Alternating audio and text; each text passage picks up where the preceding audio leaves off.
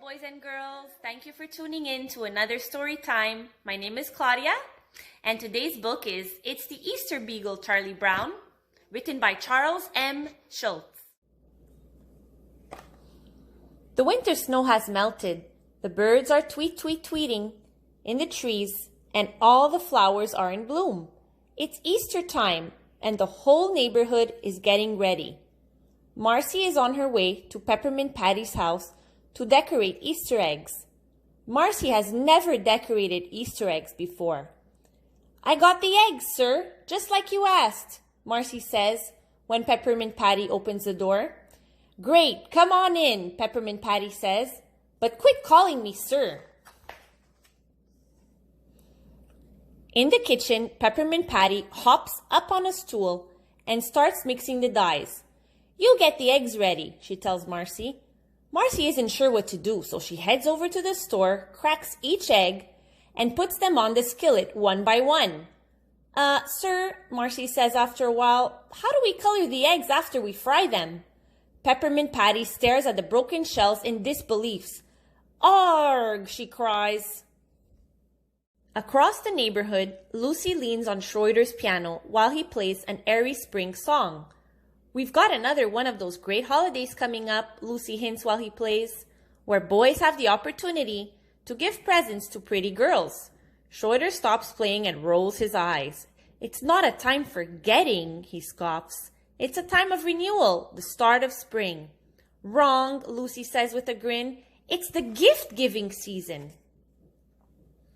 At Charlie Brown's house, his little sister Sally is looking at her worn-out old shoes. "It's almost Easter, and I have nothing to wear," Sally cries. Linus and Lucy come by on their way to the store. "We need Easter baskets, eggs, candy, the works. Want to join us?" Lucy offers. "I told you it's a waste of time," Linus says. "The Easter Beagle does all that." "Linus, you drive me crazy," Lucy shouts at her little brother. Who's the Easter Beagle?" Sally asks.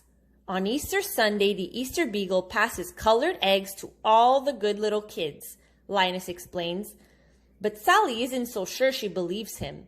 She remembers waiting with Linus for the great pumpkin on Halloween. She stayed up all night, and the great pumpkin never came. "Come on, Sally," Charlie Brown says. "I thought you wanted to get some new shoes."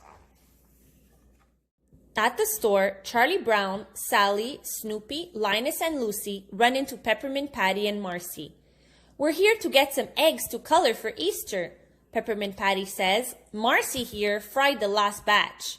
"It's a waste of time to buy and color eggs," Linus says again. "The Easter Beagle will do all that." Peppermint Patty looks from Linus to Charlie Brown. "Easter Beagle? Boy, Chuck, you sure have some strange friends. Come on, let's go in and buy some eggs." While Snoopy is looking around, he comes across a display of big hollow Easter eggs. He picks one up and looks inside. There's a picture of bunnies dancing.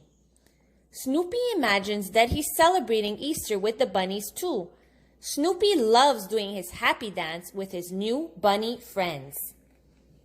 After Sally buys her new pair of shoes, Marcy and Peppermint Patty get their eggs, and Lucy stocks up on Easter supplies. The gang decides to head home. But all the way back, Linus still tries to convince everyone to believe in the Easter Beagle. Lucy finally loses her patience. "Good grief," she cries. "There is no Easter Beagle." When they get home, Peppermint Patty starts making a new set of dyes for the Easter eggs. This time, Marcy is sure she'll get it right, but just in case, she puts some eggs in the waffle iron, 2 in the toaster, and the rest in the oven.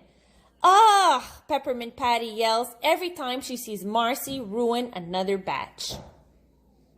With all the eggs ruined again, Marcy and Peppermint Patty start the long journey back to the store. "You're making a mistake," Linus cries as they walk by. "The Easter Beagle will take care of it all." "Really? Sir, is this right?" Marcy asks. Peppermint Patty turns to Linus. "Look, I'm having enough trouble without all of your fantastic stories," she says. "Come on, Marcy." A few hours later, with fresh eggs in hand, Peppermint Patty goes over to the plan once more. These eggs are not to be fried, roasted, toasted, or waffled. These eggs must be boiled. So Marcy fills up a big pot with water and turns on the stove. Then she cracks each egg and adds it to the pot. After a while, Marcy calls over to Peppermint Patty. "The eggs look done, sir." Peppermint Patty hops off her stool. "That's funny," she says, sniffing the air. "It smells like soup." When Peppermint Patty gets over to the stove, she finds out why. "Marcy," she cries, "you made egg soup. Ah!" With the last of the eggs gone and no money to buy more, it seems like this Easter is shaping up to be a disaster. "Chuck, I just don't know what to do. How am I supposed to teach Marcy about Easter and coloring eggs?" Peppermint Patty asks. "Don't worry, the Easter Beagle will come and bring eggs to all the little kids," Linus reminds the gang. "I hope you're right," Peppermint Patty says, sighing. But Lucy isn't taking any chances. She's decorating eggs for her own Easter egg hunt. "Easter's very simple," Lucy explains to Linus. "You paint the eggs, you hide the eggs, you find the eggs, and you know who's going to find them? Me." As she and Linus hide the eggs, Lucy writes down where each egg is hidden so that they'll be easy to find. Lucy is going to have the best Easter egg hunt ever. But when Easter morning dawns, the rest of the gang isn't quite as excited as Lucy. They've been up for hours with no sign of the Easter Beagle. "Marcy, I'm really sorry," Peppermint Patty says, shaking her head. "It's Easter morning and we don't have any colored eggs. I've seen this happen in holidays before. You look forward to being happy and then something happens that spoils it all." Across the street, Sally turns to Linus, even madder than she was on Halloween. "You've done it again, haven't you?" Sally fumes. "You said the Easter Beagle was coming. Well, where is he?" Linus only smiles sheepishly. "Never trust a man with a blanket," Sally sighs. Just when the gang thinks that Easter is ruined for sure, someone wonderful comes into view, dancing joyfully across the meadow. "It's him," Linus gasps. "The Easter Beagle is coming." The Easter Beagle dances through the flowers over to Linus and Sally, Marcy and Peppermint Patty, Schroeder and Woodstock and Lucy, giving them each a beautifully decorated egg.